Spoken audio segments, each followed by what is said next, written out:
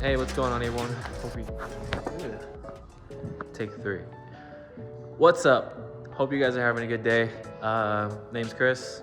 I'm in the cars and I'm in the drifting, and yeah, what's better than that? I'm just kidding. But here's my car. It's a 350Z front end SWAT G35. That's the bumper. That's the headlights. That's the fenders, and here's the back. But that's not the point of today's video.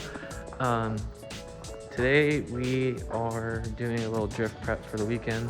I already changed the oil. No, actually I gotta put the oil in, but I changed the filter. Already drained the engine oil already. The old oil, not old oil, but the used oil is already drained. I just gotta put in the new oil. I already put the new filter in, and then I did something interesting also. I took out these bump stops. If you know where they go, they are, let me get underneath so you guys can see. They literally, the bump stop is right here, as so, and then the extra added on piece is here. So what this does, it enables the car to like not overturn or hit too far into the radius, to where, you know, clicking or any taps or anything that could go wrong. But it just helps with steering wise. But it's been seeing on some forums and some videos, a couple G guys or 350 guys take these out just to get a little bit more angle. It's not too drastic that it's going to add like haircut angle or any much difference, but it's small enough to, like, you know, play with. So we're gonna have some fun with that and see what kind of differences it makes. I may not feel it, I may feel it, who knows. I haven't got a test yet, but we're gonna test it out this weekend, so it's gonna be fun. So this is the underneath of my car and stuff. Since I'm under here, might as well just show you guys. Currently rocking Megan Racing coilovers. It came with the car when I initially bought it. They feel okay. They're not blown out yet. It did take me some time to understand how to use the coilovers, especially with the dampening force. For like a year, I was riding on a bumpy ride, and I finally learned how to fix that, and it was super easy. But yeah, that's it for the underneath. Last drift session, I had some issues with my seat sliding back. Horrible.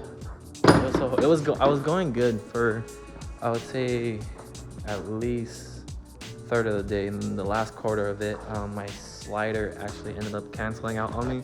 So what I had to do is, because I want this height, which I really like, but my slider, I ended up having to drill a hole through it and then put a stud in the nut on there just to hold it down.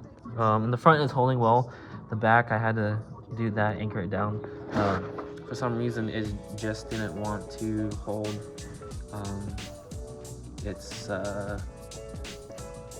didn't want to hold where I kind of like set it at, so I don't know why. I tried looking into it, I tried fixing it as much as I could over there, but it just wasn't working out. So what was cool is that there was another event the next day, so I just kind of like fixed the seat, did what I could, and then the next day we just had some more fun, and it was honestly working really solid. So I believe they're just universal sliders, so maybe that's why I went wrong. I probably should have bought like a more name brand one. I think honestly I eBayed it. The bracket was from an actual site. I forgot what it was called, but I'll put it in the description. But yeah, that was from the site. And then I had my random slider, universal slider. I'm rocking Recaro sliders or seat brackets that my buddy gave to me, or I bought off of him also. And I'm rocking a replica Bright seat, but the replica Bright seat isn't too bad. It's a medium, but the medium honestly fits really, really tight. So I'm assuming if for a real seat, it won't feel as tight. But I'm a pretty skinny guy, so it isn't too bad. So it fits really well. But other than that, what else is next?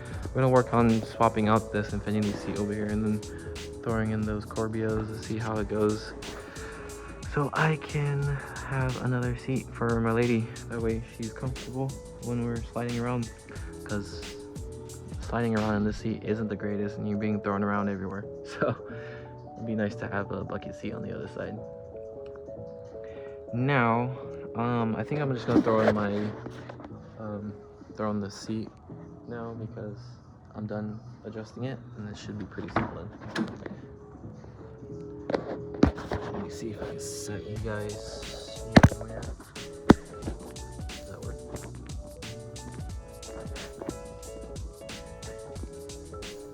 That works. Stay. And this is one way to carry your seat.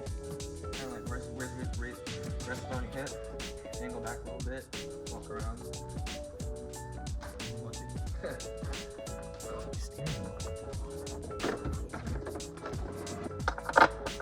Totally forgot I was wearing a helmet.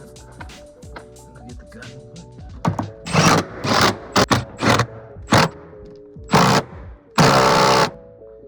What else is next? I do still gotta put oil in the thing, so I'm gonna do that in a moment.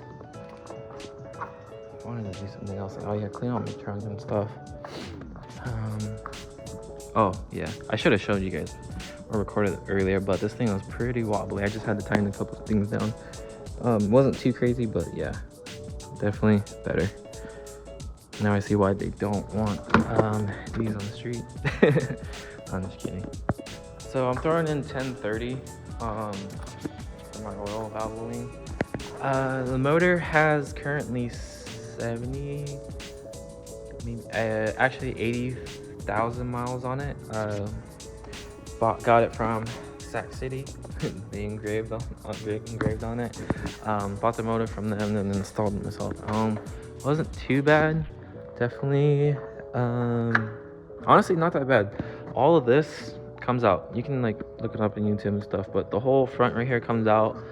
Obviously your radiator comes out too, so whatever you see right here comes out, and then you have all that space to work with, and you just detach your transmission from like the body of the car, and you can literally pull it out and then swap everything and then throw it in.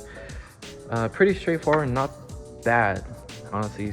So easy that like you can buy the hardest Lego set or whatever. I would compare this to like Legos, so same thing. But yes, enough of that. Let's throw some oil in.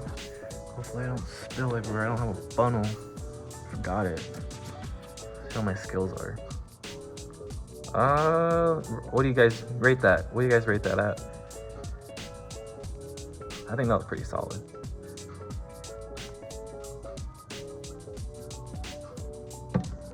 Cool.